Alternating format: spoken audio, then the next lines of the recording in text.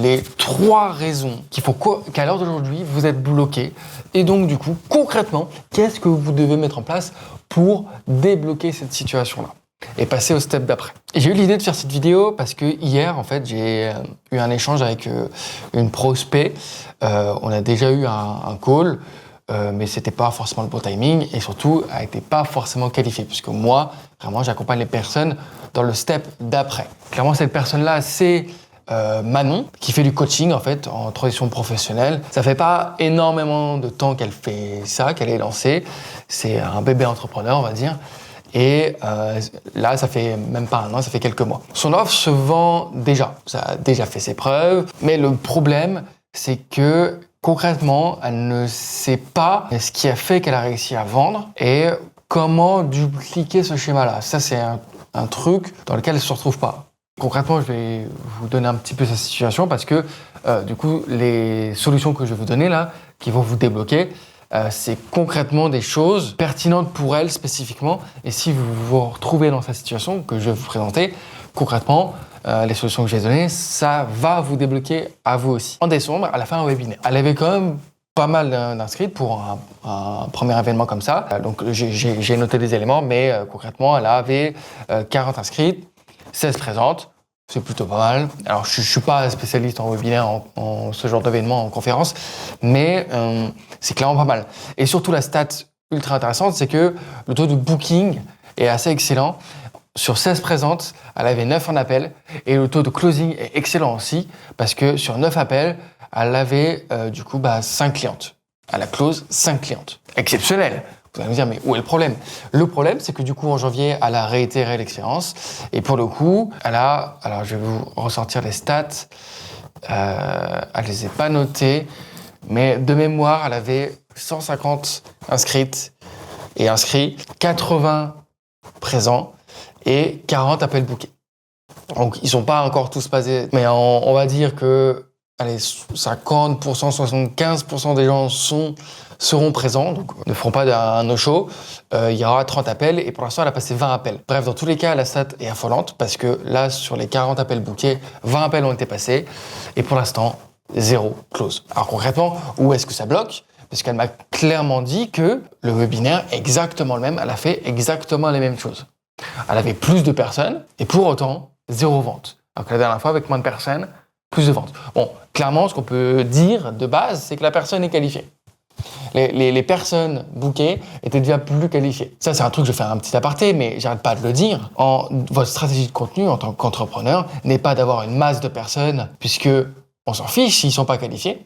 Le but, c'est d'avoir le moins de personnes possible, mais le plus qualifié possible. Et là, on le voit bien. 80 personnes présentes, 0 closing. Maintenant, la dernière fois, 40 inscrits, 9 appels, 5 closings. Qu'est-ce qui s'est passé? J'avais le temps hier, donc je lui ai donné un maximum d'heures. On a essayé d'identifier déjà quelques éléments. Il y avait une chose qu'elle n'a pas faite en janvier, qu'elle avait faite en décembre, c'est qu'elle avait mis du coup un pattern de FOMO.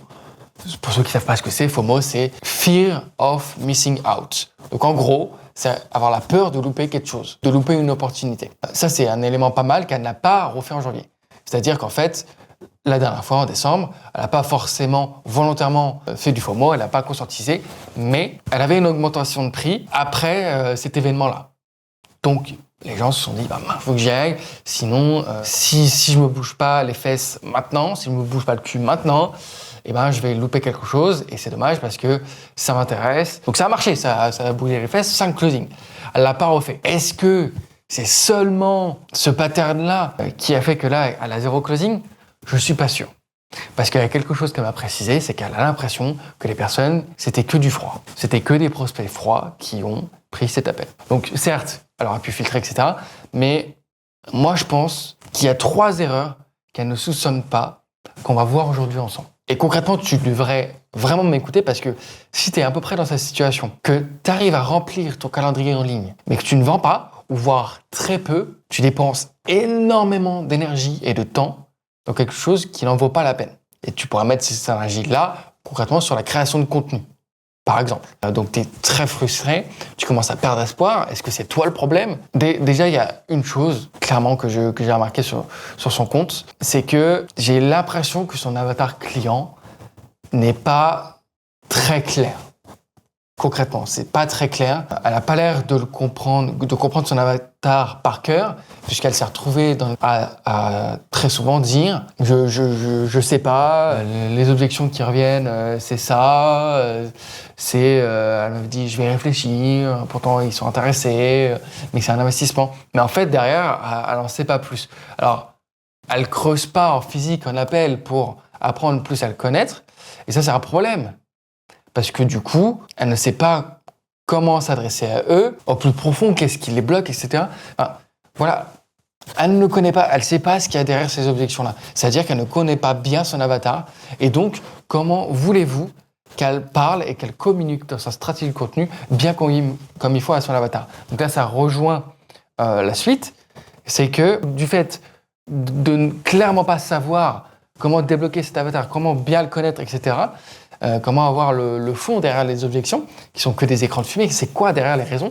Si tu connaissais mieux cet avatar-là, tu débloquerais sûrement le closing, mais tu débloquerais aussi ta communication. Déjà, du fait de savoir mieux parler, c'est cool, mais en plus d'implémenter ça avec un combo de stratégie de contenu, c'est cool. Parce que sur son compte, elle fait des stats affolantes, mais elle fait que du top of funnel.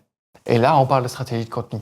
Parce que elle est très forte dans le fait de ramener du trafic. Elle est très forte là-dessus. Après, est-ce qu'elle est très forte pour parler à son audience cible? Ça, j'en suis moins sûr. Parce que, est-ce qu'elle connaît vraiment bien son avatar en profondeur? C'est quoi ses croyances? C'est quoi ses rêves? C'est quoi ses peurs, etc. Peut-être qu'elle connaît pas ça. Je fais peut-être une erreur. Mais dans tous les cas, ça ne se voit pas forcément dans son contenu puisqu'elle parle trop à large. Il lui manque du mot fou et du beau fou. Une fois que tu as attiré ce trafic-là, il faut que tu le filtres.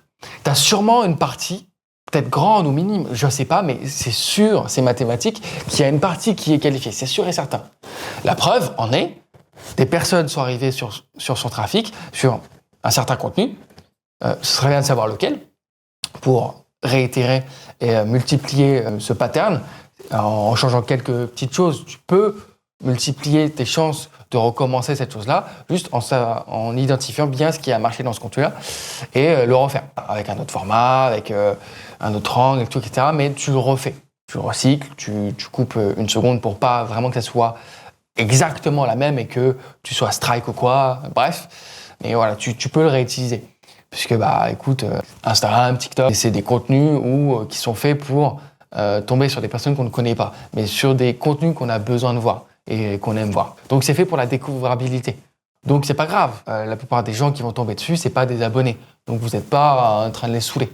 Puis en plus, le format court, c'est pas des contenus qui nous marquent tant que ça. On les oublie. Donc même tes abonnés, c'est pas si grave qu'ils revoient le même contenu. Voilà, donc réutilise.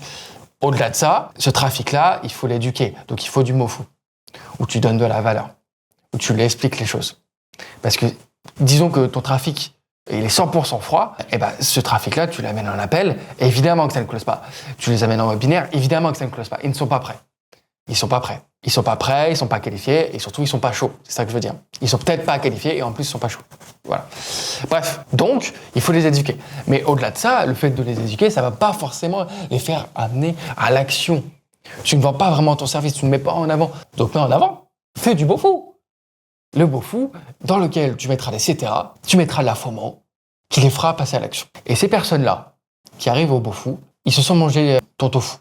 Donc ils sont arrivés, ils se sont abonnés, ah putain c'est cool et tout, ils t'ont découvert. Chaque semaine, sur ton rythme de publication, chaque semaine, chaque mois, ils vont avoir de la valeur de ton côté. Le mieux c'est d'être authentique aussi, de paraître naturel, parce que du coup ça va paraître réel. Elle sait ce qu'elle dit, il y a de la valeur, et en plus, on s'attache à ta personnalité. Donc, personal brand. Et en plus, quel beau fou. Donc, on voit concrètement tes services, on voit concrètement les résultats, on voit clairement les clients. Voilà, tu mets en avant, très clairement, tu montes ton service, tu le montes, tu le dis, tu le gueules, j'ai un service. Et à force de voir ça tous les jours, toutes les semaines, tous les mois, tu vas finir par avoir du booking et tu vas surtout finir par avoir des personnes de plus en plus chaudes. Donc, il faut une stratégie de contenu. Très clairement. Et la dernière chose, c'est qu'une fois que tu as mis ces choses-là en place, tu es presque arrivé au step 2, où du coup, en fait, et c'est merveilleux, ça y est, tu as enfin un calendrier complet de personnes qualifiées. Donc, c'est déjà du temps que ça te prend et de l'énergie. Et en plus, tu closes. parce que c'est des prospects de plus en plus chauds, donc il faut délivrer. Et alors là, tu n'as plus le temps pour la création de contenu, et là, il y a un problème. C'est du coup, tu ne peux plus t'attarder et réussir à avoir un volume de contenu qui arrive tous les jours, ou toutes les semaines, etc., etc. Donc, au bout d'un moment, une fois que tu auras fini de délivrer, il n'y a plus d'acquisition, parce que tu n'as plus le temps de faire de la création de contenu. Ou peut-être que tu as eu le temps, mais comme tu l'as dit en appel avec moi, c'est pas qualifié. Enfin, c'est pas qualitatif. Toi-même, tu me l'as dit, c'est nul. Et on le voit au stats aussi. Ces derniers temps, tu fais beaucoup moins de vues et beaucoup moins d'engagement et d'interaction. Donc, au final, c'est comme si tu faisais pas de contenu, honnêtement, parce que c'est pas du tout qualitatif. La solution à ça, elle est très simple quand vous en arrivez là. Déléguer à quelqu'un de compétent. Alors oui, évidemment, je sous-entends que ça peut être moi, que ça doit être moi, évidemment. Et là, je vais vous amener à un call to action, mais si tout ça vous a parlé, ou peut-être que vous arrivez au step 2 et que vous devez déléguer, très clairement, prenez un call avec moi. Ça ne vous engage en rien, on va juste faire un audit, on va voir ce qui bloque, et si concrètement, vous avez besoin de moi, on ira plus loin. Mais si vous n'avez pas besoin, au moins, on aura dépoussiéré, on aura donner une clarté sur ce qu'il faut faire et donner une roadmap pour en arriver au problème de luxe, on va dire, de devoir déléguer. Donc si ça te parle, que tu veux clairement un call one-one avec moi très rapide, 15-20 minutes, on va être efficace, et ben hop, le lien, il est juste en dessous de cette vidéo. Tu réserves ton call avec moi et on va débloquer ta situation ensemble en 15-20 minutes. Si jamais t'es pas prêt à passer à l'action et juste tu veux tenter de faire les choses de ton côté, il n'y a pas de souci. Dans ce cas-là, je t'invite à t'abonner à mon YouTube, dans lequel tu auras un maximum de valeur complet. Si t'as pas le temps et que tu veux pas attendre chaque semaine pour avoir du contenu, et ben t'as mon Instagram, où là pour le coup, tous les jours, tu as de la valeur. Tu as des choses exclusives que tu ne retrouveras pas sur YouTube. Donc, abonne-toi à mon Instagram. Pareil, tous les liens sont dans la description. Voilà, j'espère vraiment que cette vidéo t'a plu. Si c'est le cas, fais-le moi savoir. Si tu veux d'autres contenus comme celui-ci, mets un like, partage, commente. Si tu as des questions, n'hésite pas à me les mettre dans les commentaires. Je vais te répondre. Bref, interagis. Et moi, je comprendrai que du coup, ça vous a plu. Et donc, je vais en refaire. Je vous dis à bientôt, à la semaine prochaine. C'était Tristan à la Cidebo. À bientôt.